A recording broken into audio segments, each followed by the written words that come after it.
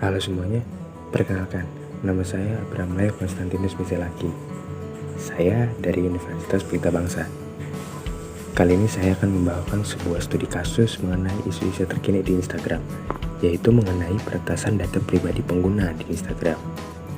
Nah, sebelumnya Instagram itu kan aplikasi yang lagi trending nih, aplikasi yang banyak digunakan di berbagai kalangan.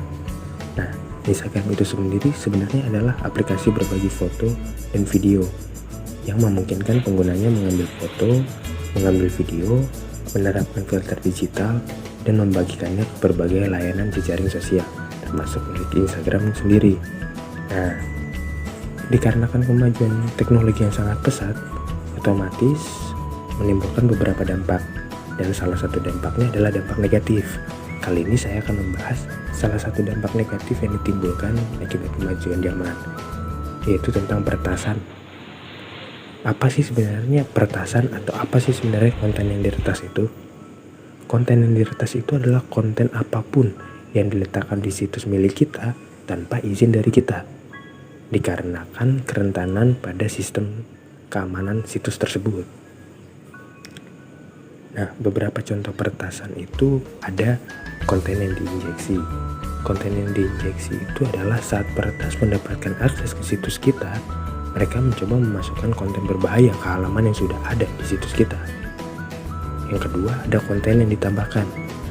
Nah, karena kurangnya keamanan, kadang peretas itu dapat menambahkan halaman baru ke situs web kita yang berisi spam atau hal-hal berbahaya. Lalu yang ketiga, ada konten tersembunyi. Nah, peretas juga mungkin kadang memanipulasi halaman yang sudah ada di situs kita.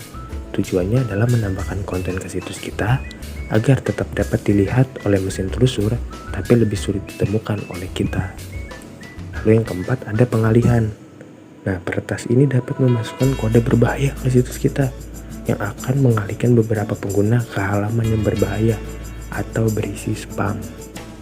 Nah, contoh real atau contoh dari kasus peretasan di Instagram itu pernah terjadi dan diteliti oleh salah satu lembaga cyber security yang bernama Safety Detective. Mereka memeriksa lebih dari 400 GB data profil di media sosial, dan hasilnya adalah sekitar 214 juta data pribadi pengguna Facebook, Instagram, dan platform lainnya itu dilaporkan telah terekspos di internet.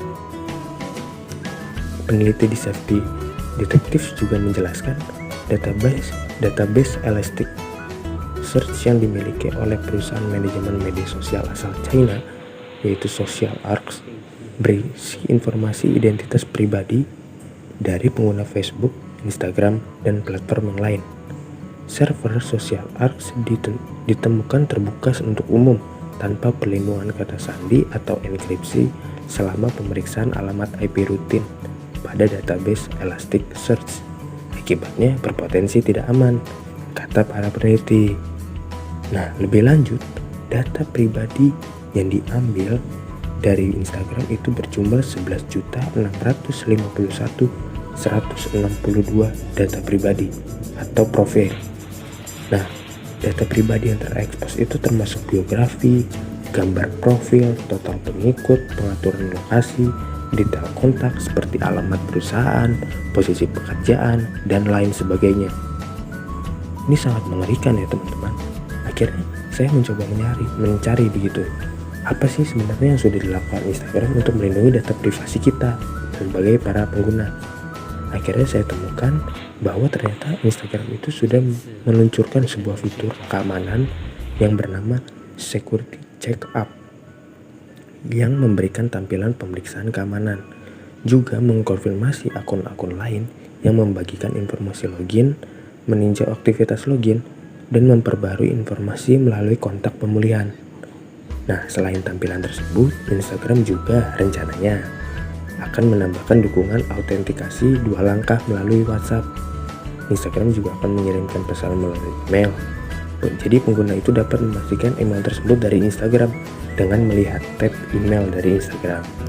Nah, apabila fitur ini mampu melindungi dan meningkatkan keamanan data pribadi dari pengguna Instagram, menurut saya aplikasi ini akan sangat dinikmati oleh para penggunanya. Karena Jujur Instagram sudah menawarkan keseruan, kesenangan begitu, tapi juga bisa menjamin keamanan perlindungan data penggunanya. Jadinya Instagram mungkin kedepannya bisa semakin lebih besar. Nah, tadi kan dari Instagramnya. Lalu sebenarnya apa sih yang bisa kita lakukan untuk mengamankan akun Instagram kita? Nah, yang pertama itu ada gunakan password yang kuat dan ubah secara berkala.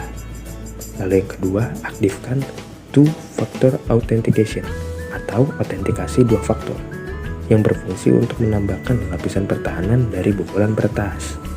Lalu yang ketiga, pastikan akun email aman.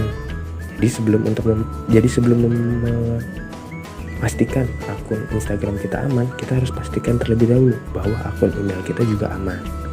Lalu yang keempat, hapus akun yang tidak dikenal dalam daftar teman atau followers. Yang kelima, cabut akses ke aplikasi pihak ketiga yang mencurigakan. Nah, akhir kata dari saya atau kesimpulan dari saya, sebenarnya hak atas data pribadi itu merupakan privasi dan bagian dari hak asasi manusia, sehingga seharusnya dilindungi lebih lanjut demi kelangsungan individu. Perlindungan terhadap privasi data pribadi individu merupakan kewajiban dari pemerintah selaku badan negara yang memiliki wewenang untuk melindungi masyarakat. Tapi, melindungi data pribadi tidak serta-merta menjadi tanggung jawab pemerintah. Melindungi data pribadi juga harus didasari oleh kesadaran individu masing-masing. Individu masing-masing perlu sadar betul mengenai apa yang menjadi haknya sebagai pemilik dari data pribadi tersebut, tentang perlindungan terhadap privasinya.